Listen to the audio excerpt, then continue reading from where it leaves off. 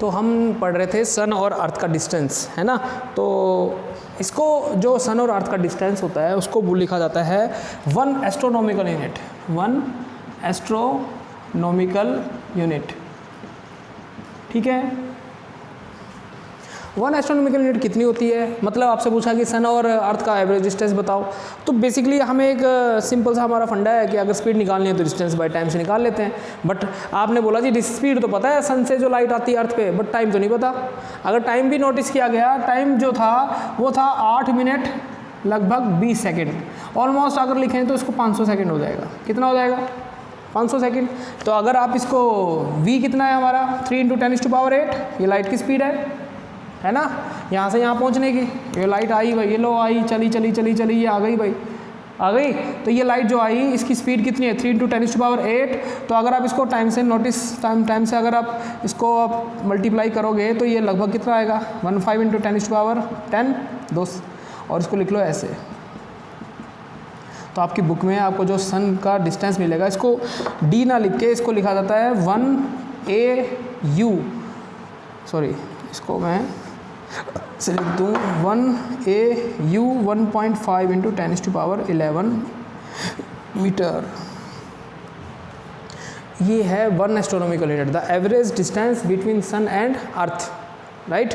तो उसको क्या लिखा जाएगा? The average distance between sun and earth is known as 1 astronomical unit. इसको कैसे लिखना है 1 AU, और ये आया कैसे? ऐसे आता है ना। शायद बुक में आपको नहीं दिया हो, बट याद रखना टाइम जो होता है लगभग 8 मिनट 20 सेकंड के आसपास माना गया कि सन से अर्थ पे लाइट ट्रांसफ़र हो जाती है ना, आ जाती है, पहुंच जाती है। तो चलो फिर ये अब बड़े डिस्टेंस है। अब मैं ऐसे थोड़ी ना बोलूँगा कि लाइट सन से अर्थ की दूरी है 15 × 10⁻10 मीटर, ये तो बहुत बड़ा हो गया। तो मुझे पता है कि 1 AU कितना होता है, ठीक है, मैंने लिख लिया। अब मैं इसमें बात नहीं करूँगा। अगर मैं आपको बोलता हूँ कि मुझसे वो 2 स्टार जो स्टार दिख रहे हैं ना, वो स्टार मुझसे 3 AU दूर है, 3 AU मतलब आप क्या करोगे? आपको पता है कि इससे मल्टीप्लाई करना है 3 को। तो हमने अपना एक नज़रिया अलग तरीके से क्रिएट कर दिया, ठीक है। अब बात आती है कि एक मान लो किसी ने बोल दिया जी यहाँ से वो एक बहुत दूर स्टार है, वो मुझसे 50 लाइट ईयर दूर है। अब लाइट ईयर क्या होता है ये भी हमने नोटिस करना है। इसकी वैल्यू तो हमने लिख ली 1 light year, L1 light year, इसको कई बार LY लिखा जाता है, ठीक है। तो इसमें कोई कन्फ्यूज़न वाली बात नहीं है। तो अगर आपसे ये भी बहुत सिंपल है, ये सन है हमारा, तो सन से जो लाइट निकलती है सारी थोड़ी ना अर्थ पे आ जाती है, ऐसे ब्रह्मांड में ऐसे फैल जाती है। लाइट का तो कुछ हिस्सा, सन का तो कुछ हिस्सा लाइट का हमारी अर्थ पे आता है। सारी लाइट अगर आने लग गई तो अर्थ का पता नहीं क्या हो जाएगा। तो 1 लाइट ईयर क्या बोला गया? 1 लाइट ईयर का मतलब है कि यहाँ से मान लो लाइट का एक पॉइंट चलना स्टार्ट करता है, चलता गया चलता गया चलता गया चलता गया चलता गया चलता गया, यहाँ पहुँचा तो 1 साल बीत गया। कितना बीत गया? 1 साल। 1 साल में ये लाइट ने जितना रास्ता तय किया उसको बोला जाता है 1 लाइट ईयर। बहुत सिंपल भाषा में, यहाँ से इधर पहुँच गया, 1 साल लग गया उसको लाइट को पहुँचने में, तो उसको क्या बोला जाएगा 1 light year. The 1 light year is the distance travelled by the light in 1 year. तो 1 लाइट ईयर बेसिकली क्या है? टाइम की यूनिट थोड़ी ना है वो। बच्चा लाइट टाइम की यूनिट मान लेता है, ईयर है, नहीं, किसकी यूनिट है? डिस्टेंस की। तो 1 LY कितना होगा? बेसिकली डिस्टेंस है। तो लाइट की स्पीड कितनी है वो हमें पता है, टाइम। तो अगर आप इसको निकालोगे 3 × 10⁸ को, 1 साल को सेकंड में बना लो, 1 साल में कितने दिन? 365। 1 दिन में कितने घंटे? 24। 1 घंटे में कितने सेकंड? 3600। तो ये आप जब निकालोगे तो ये कितना आएगा भाई? ये आएगा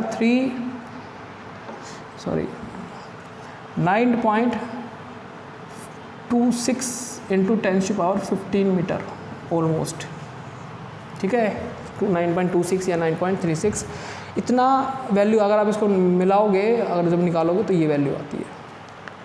इसका मतलब ये है कि इतना चल जाती है 1 साल में लाइट अगर चले तो। अगर मैं बोलूँ मुझसे वो स्टार 50 लाइट ईयर दूर है, तो वहाँ से जो वो आई हम मेरे पास लाइट आई, तो इसका मतलब क्या? उसको 50 साल लग गए होंगे लाइट को आने में। अब स्टार क्यों दिख रहा है? स्टार तो वहाँ पे है ना, तो वो चमकता रहता है, हमें तो दूरी तो मापनी है उसकी, तो ये लाइट ईयर हो गया। अब एक और इसमें बड़े लेवल पे यूनिट पड़ी जाती है, इसको बोला जाता है 1 पैरेलैक्टिक सेकेंड। इसको मैं लिख देता हूँ यहाँ पे, या 36 देख लें आप बुक में 15 मीटर, ठीक है। तो फिर इसके बाद एक और आती है 1 पैरालैक्टिक सेकेंड, 1 पैरालैक्टिक सेकेंड, इसको 1 पर सेक भी बोला जाता है। अब ये कैसे मेजर की जाती है, चलिए मैं आपको बताता हूँ कि मान लो अगर मैं पतंग उड़ा रहा हूँ तो मेरे हाथ में 2 पतंग उड़ा रहा हूँ और दोनों की पतंगों की डोर मेरे हाथ में है, तो क्या लगता है आपको, क्या दोनों पतंग आगे ऊपर भी एक जैसे होंगे, एक ही साइड, एक ही जगह पे? नहीं ना, एक इधर है एक इधर है, तो दोनों एक एंगल बना रहे हैं ना मेरे हाथ पे। अगर मेरे हाथ से 2 डोर ऐसे हैं तो वो एक एंगल बना कि नहीं बना, थीटा? अभी कुछ भी हो सकता है। देखो थीटा एंगल में बच्चा भी कंफ्यूज आता है। एंगल 2 तरीके से पढ़ा जाता है, एक तो डिग्री की टर्म में, एक रेडियन की टर्म में। इसके 2 पहलू होते हैं। जो 300 कई बार क्या होता है, एंगल्स डिग्री में भी होते हैं, मिनट्स में भी होते हैं, सेकंड में भी होते हैं, है ना। जैसे कि मैं आपको बोलूँ कि 360 डिग्री इधर अगर लिखो तो 2 पाई रेडियन के बराबर होता है। ये समझना ज़रूरी है, अगर आपको ये समझना है तो पूरा डिटेल में पढ़ेंगे। 360 डिग्री, ठीक है भाई। तो 1 डिग्री कितने के बराबर होगा, तो आपने लिखा जी 2 पाई बाई 360 रेडियन, ठीक है। इसका एक और पहलू है कि 1 डिग्री जो होता है वो 60 मिनट के बराबर होता है। टाइम वाला मिनट नहीं, एंगल, और छोटा एंगल होता है, 60 मिनट के बराबर होता है, ठीक है अभी। और 1 मिनट जो होता है वो 60 सेकंड के बराबर होता है, डबल डैश। तो मैं अगर लिखूँ यहाँ पे तो एक जो सेकंड है वो किसके बराबर होगा, 1 मिनट बटे 60।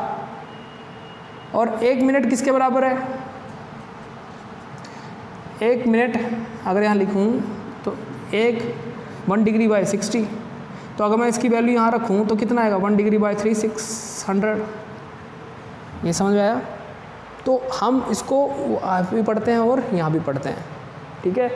तो अगर मैं आपको बोलूँ कि 1 डिग्री 2 पाई बाई 360 रेडियन के बराबर होता है, तो 1 डिग्री आप चाहो तो इसको ऐसे लिख लो, पाई बाई 180 रेडियन, ठीक है। अगर सेकंड की टर्म में लिखूँ तो 1 डिग्री कितने के बराबर होगा, 3600 सेकंड के बराबर होगा कि नहीं होगा? अगर मैं 1 डिग्री यहाँ लिखूँ तो कितने के बराबर होगा, 3600 सेकंड के। तो अगर 1 सेकंड में अगर रेडियन में लिखना चाहूँ तो क्या लिखूँगा, पाई बाय 180 इंटू 3600 रेडियन। देखो अगर आप 11th में आ गए तो ये कैलकुलेशन आपको आनी चाहिए, नहीं आती तो आप बार बार प्रैक्टिस करें, क्योंकि ये बहुत इंपॉर्टेंट है, आगे काम आती है, ठीक है। तो एंगल्स आपको मैथ में भी ज़्यादा हेल्प करेगा, मैथ में भी आता होगा। तो जो 1 सेकंड है वो इतने, क्योंकि हमारी जो बेसिक यूनिट है प्लेन एंगल की वो तो रेडियन होती है, तो जनरली हमें जो क्वेश्चन सॉल्व करना होगा रेडियन में करना होगा, है ना। छोटे मोटे जो आप न्यूमेरिकल्स करोगे तो उसमें शुरू में कन्फ्यूज़न आएगी, है ना। कोई दिक्कत नहीं है, आप थोड़ा सा पेशेंस लेके क्वेश्चन करना, होगा सॉल्व, नहीं होगा तो दोबारा करना, नहीं होगा दोबारा करना भाई, है ना। करते जाना है अगर आपको कुछ करना है तो, है ना। फ्यूचर में अच्छा करना है तो मेहनत तो करनी पड़ेगी, राइट। तो 1 सेकंड कितने के बराबर हो गया, इतने के। ये उतार लें, मैं इसको यहाँ लिख देता हूँ, पाई 180 इंटू 3600 रेडियन, ठीक है ना। हमने सही किया सब कुछ, ये ठीक है, ये ठीक है, चलिए ओके। अब बात क्या आती है, मैं जो बता रहा था आपको कि मैं यहाँ खड़ा हूँ इस स्टार पे, ये स्टार है और यहाँ पे खड़ा हो गया भाई मैं, ये स्टार का नाम है S1, और यहाँ मेरी अर्थ है और यहाँ मेरा सन है। सन और अर्थ का एवरेज डिस्टेंस कितना था, 1 AU, ये तो निकाल चुके आप। ये बोला गया कि जब किसी स्टार से सन और अर्थ को देखा जाए तो दोनों एक एंगल सबटेंड करते हैं यहाँ पे। क्या मतलब होता है कि मान लो 2 पॉइंट्स हैं, ये एंगल बना रहे हैं यहाँ पे, मान लो 2 डिग्री का बना रहे हैं, एंगल बना रहे हैं। मैं अगर और दूर से देखूँ तो एंगल बताओ छोटा होगा कि बड़ा हो जाएगा, और छोटा, मान लो 1 डिग्री हो गया, 1.5 डिग्री हो गया। मैं और दूर ले जाऊँ तो और छोटा हो गया, ये 1 डिग्री हो गया। और दूर लेके जाऊँ तो मैं ये 30 मिनट हो गया, 1 डिग्री से छोटा है ना एंगल, 30 मिनट, 1 डिग्री कितने के बराबर है, 60 मिनट के, ठीक है। ये 30 मिनट हो गया। इसको और दूर लेके गया मैं तो ये 30 सेकंड हो गया। मैं एक ऐसी जगह ले गया जहाँ से जिस पॉइंट से मैं जब एंगल ड्रॉ किया, दोनों पॉइंट्स जब एंगल ड्रॉ करते हैं वो एंगल था 1 सेकेंड। 1 सेकेंड एंगल 1 डिग्री से भी छोटा एंगल होता है। तो 1 सेकेंड जब एंगल, जब आर्क 1 AU के बराबर हो जाएगी और जब वो सेंटर पे एक एंगल बनाएंगे जिसकी वैल्यू क्या होगी 1 सेकेंड, तो जो रेडियस होगा ना ये वाला, बेसिकली अगर देखा जाए तो ये आर्क बाय रेडियस ही तो है, ये 1 AU हो गया और ये आर्क हो गई, ये रेडियस हो गया। तो सुनिए, जब arc is equal to 1 AU subtends an angle 1 second at the center, then the radius is known as 1 parallactic second। तो ये जो दूरी होगी ना, तो वो दूरी जो रेडियस की टर्म में है वो क्या कहलाएगी 1 पैरालैक्टिक सेकेंड। लार्जेस्ट यूनिट होती है ये, है ना, मेजर जो हम बड़ी लेंथ मापते हैं। तो ऐसा नहीं है कि सन और अर्थ ही होगा वहाँ पे, कोई और प्लैनेट भी हो सकता है, ये P1 प्लैनेट हो सकता है, ये P2 हो सकता है। तो P1 और P2 के बीच का एवरेज जो डिस्टेंस है वो 1 AU हो गया। तो एक एंगल सबटेंड करते हैं सेंटर पे, तो वो एंगल कितना हुआ 1 सेकेंड। तो जो ये रेडियस होगा ये किसके बराबर होगा, इसी को बोला जाता है 1 पर सेक। तो 1 parallactic second is that average distance और radius when the arc equal to 1 AU subtends an angle of 1 second at the centre. ठीक है, तो आप इसको अगर लिखोगे तो बेसिकली फॉर्मूला क्या है, theta is equal to arc by radius, जानते हो ना आप लोग। तो रेडियस किसके बराबर होगा, आर्क बाय थीटा। तो रेडियस कितना है 1 पैरालैक्टिक सेकेंड, इसी को तो लिखा गया 1 पर सेक। आर्क कितना है 1 AU divide by theta, theta कितना है 1 सेकेंड। तो 1 parsec 1.5 into 10⁻11 metre divide by 1 second अगर लिखूँगा मैं तो ये वैल्यू रही, तो यहाँ लिख दो पाई डिवाइड बाय, ये ऊपर चला जाएगा तो ये आएगा 180 इंटू 3600। तो ये जो दूरी आएगी ये कितनी आएगी 1 parsec, almost 3.1 into 10⁻16 metre. This is called largest unit of length 1 parallactic second. अभी तो और टेक्नोलॉजी आ गई है, लाइट की ट्रांसफॉर्मेशन होती है, बट अगर आप को पढ़ने के लिए बोला जाए तो लार्जेस्ट यूनिट क्या है 1 पैरालैक्टिक सेकेंड। ये हम मेजरमेंट करते हैं किस में, लेंथ में। ठीक है, 1 AU हमें पता चल गया, 1 लाइट ईयर हमें पता चल गया, 1 पैरालैक्टिक सेकेंड हमें पता चल गया। आगे बढ़े, चलिए देखिए नेक्स्ट।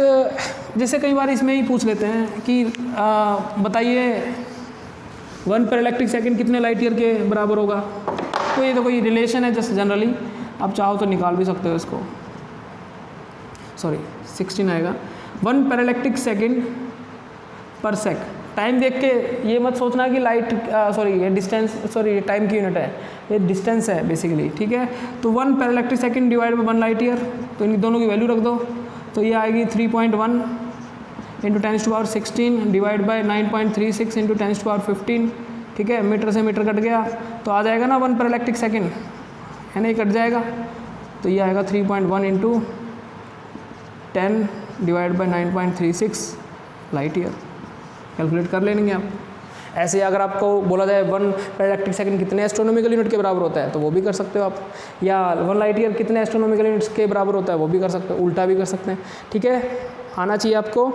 जैसे कि मैं आपसे बोलूँ कि 1 मिली सेकेंड 1 माइक्रो सेकेंड से कितना बड़ा होता है, 1 मिली सेकेंड 1 माइक्रो सेकेंड से कितना ज़्यादा होता है, तो कैसे निकालेंगे 1 मिली सेकेंड या 1 मिलीमीटर, जब भी आपका मन करे। मिली सेकेंड कितना होता है 10⁻³ सेकेंड। 1 माइक्रो सेकेंड अभी आप निकाल के हटे हो 1 माइक्रो सेकेंड, वो कितना होता है 10⁻6 सेकेंड, ये तो कट गया। तो 1 मिली सेकेंड कितना ज़्यादा हो जाएगा, ये कट जाएगी पावर, तो ये इससे 1000 गुना ज़्यादा होता है, किससे, माइक्रो सेकेंड से। ऐसे छोटे छोटे क्वेश्चंस ईजीएस्ट सोल्व हो जाते हैं आराम से अगर ध्यान से किए जाएं। ठीक है, चलिए आगे बढ़ते हैं। फिर लेंथ की बात हो गई, रिलेशन हो गई। अब मैं आपको बोलूँ कि मास में कैसे मापते हैं, कैसे मेजर करते हैं। देखिए मास के लिए भी हम कर लेते हैं, इसमें क्या है,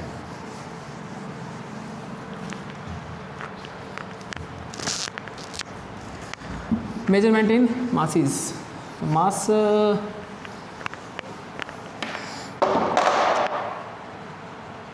1 किलोग्राम जानते हैं आप लोग 1000 ग्राम के बराबर होता है जनरल। 1 टन कितना होता है, लिख ले चीज़ें, 1000 किलोग्राम के बराबर, सॉरी 1 टन, हाँ टन ठीक है, 1000 किलोग्राम के बराबर होता है। इससे पहले एक क्विंटल भी आएगा, क्विंटल लिख लेते हैं पहले। 1 क्विंटल, ठीक है, स्पेलिंग देख लें कोई दिक्कत ना हो। 100 किलोग्राम के एवरेज माना जाता है।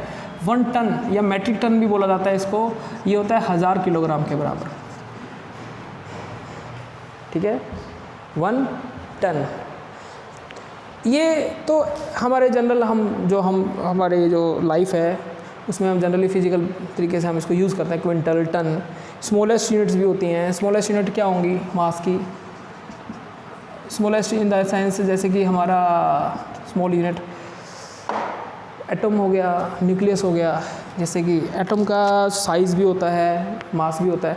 तो अगर न्यूक्लियस मापा जाए तो ये छोटे लेवल की होती है, इसको लिखा जाता है 1 एटॉमिक मास यूनिट्स में। 1 AMU भी बोलते हैं इसको, और ये लगभग बराबर होता है 1 U भी बोलते हैं कई बार इसको। 1 एटॉमिक मास यूनिट 1 AMU या 1 U वो होता है 1.65 × 10⁻27 kg। ये छोटी यूनिट्स हैं जो न्यूक्लियस की टर्म में हम यूज़ करते हैं, राइट। तो 1 atomic mass unit 1 U 1.65 × 10⁻27 kg है ना। और छोटी भी होती है, 1 कैरेट भी होती है ना, जो हम मेज़र करते हैं गोल्ड को। तो ये मास की हो गई। अच्छा, स्मॉलेस्ट यूनिट हो गई, बड़ी यूनिट्स भी हो गई। जैसे कि 1 स्लग होता है 14 पॉइंट समथिंग kg के बराबर होता है। स्लग मतलब जैसे जो लोहे के कचरा होता है, टुकड़े टुकड़े होते हैं, उनको उठाने के लिए एक स्टैंडर्ड यूज़ किया जाता है। जैसे पावर प्लांट्स में जो स्टील बनता है, जहाँ पे फैक्ट्रियों में, वहाँ यूज़ होता है, वो अलग टर्म में यूज़ किया जाता है, स्लग में। चलिए, उसकी इतनी ज़रूरत नहीं है हमें। आपसे बोला गया कि ये चलो स्मॉलेस्ट यूनिट तो आपने दुनिया की बता दी, सबसे बड़ी यूनिट क्या यही है क्या? टन। इससे भी बड़ी हो सकती है। तो ये माना गया कि एक हमारे जो साइंटिस्ट है CV रमन, चंद्रशेखर वेंकटन रमन, तो उन्होंने कहा कि ऐसा नहीं है कि जैसे जैसे कोई चीज़ का साइज़ बड़ा होता जाएगा तो वो टूट जाएगी। जितनी बड़ी एक पौधा है और एक बड़ा पेड़ है बरगद का, बताओ किसके पत्ते टूट जाएंगे अपने आप? तो जैसी बात है, बरगद के पेड़ के जो पत्ते अपने टूट जाते हैं कई बार, पौधे के नहीं टूटते। तो उसका साइज़ इतना बड़ा हो गया कि वो अपने साइज़ को कंट्रोल नहीं कर पाया।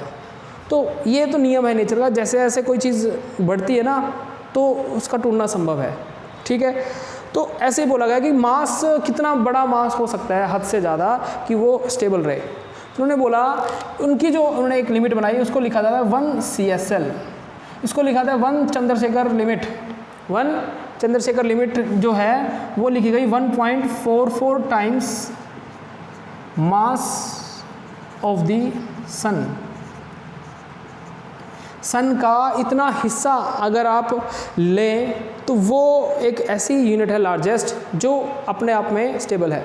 अगर उससे थोड़ी सी अगर ज़्यादा मास हो गया तो वो शायद वो टूट जाए, तो वापस घूम फिर के वो शायद तो इतने में आ जाए या फिर इससे थोड़ी कम वैल्यू में आ जाए। तो सबसे जो लार्जेस्ट यूनिट है जो मास की, वो जो ली जाती है वो ली जाती है 1 चंद्रशेखर लिमिट। तो 1 चंद्रशेखर लिमिट किसके बराबर हो गया? 1.44 टाइम्स मास ऑफ द सन, ठीक है। तो ये छोटे मोटे जो मासेस में हम मापते हैं, जैसे पाउंड तो आपको पता ही है ना, 0.452 kg के बराबर होता है लगभग 1 पाउंड।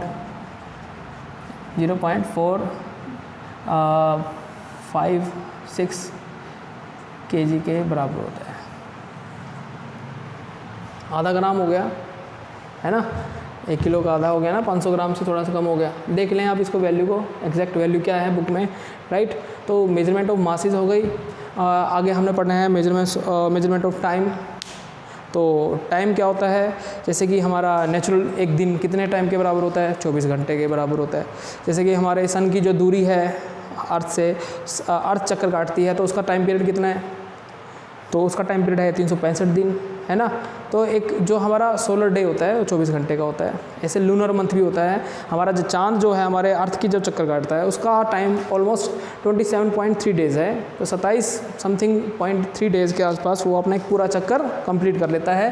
तो ये छोटी छोटी जो क्वांटिटी, जो टर्म्स हैं, यूनिट्स हैं टाइम की, मास की, लेंथ की, आपकी बुक में बाकायदा मिलेंगी आपको लिखी हुई, तो उनको याद कीजिए, है कि नहीं।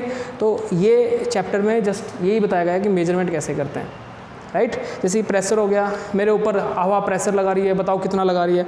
तो 1 पास्कल, 1 एटमॉस्फेरिक प्रेशर कितना होगा, 1 बार प्रेशर की यूनिट होती है वो कितनी होगी, वो सारी की सारी आपको मिलेंगी लिखी हुई। जैसे कि 1 पास्कल 1 ATP एटमॉस्फेरिक प्रेशर जो होता है वो होता है 1.05 × 10⁵ पास्कल, राइट। और इसको ऐसे भी लिख सकते हैं 1.05 × 10⁵ न्यूटन पर मीटर स्क्वायर, ठीक है, राइट। तो ये इसको एक और तरीके से लिखा जाता है, और 76 सेंटीमीटर ऑफ Hg। ये जब आप पढ़ोगे ना 76 सेंटीमीटर ऑफ मरकरी, ये प्रेशर वाला चैप्टर आएगा प्रॉपर्टीज ऑफ मैटर, उसमें पढ़ाएंगे अच्छे से। तो ये छोटे छोटी जो मेजरमेंट्स हम मापते हैं इनको याद करना अच्छे से। नेक्स्ट लेक्चर में हम जब स्टार्ट करेंगे नेक्स्ट चैप्टर इसका, जिसमें डायमेंशन पढ़ा जाएगा, पैरेलैक्स मेथड पढ़ा जाएगा, राइट। चलिए आज के लिए थैंक यू।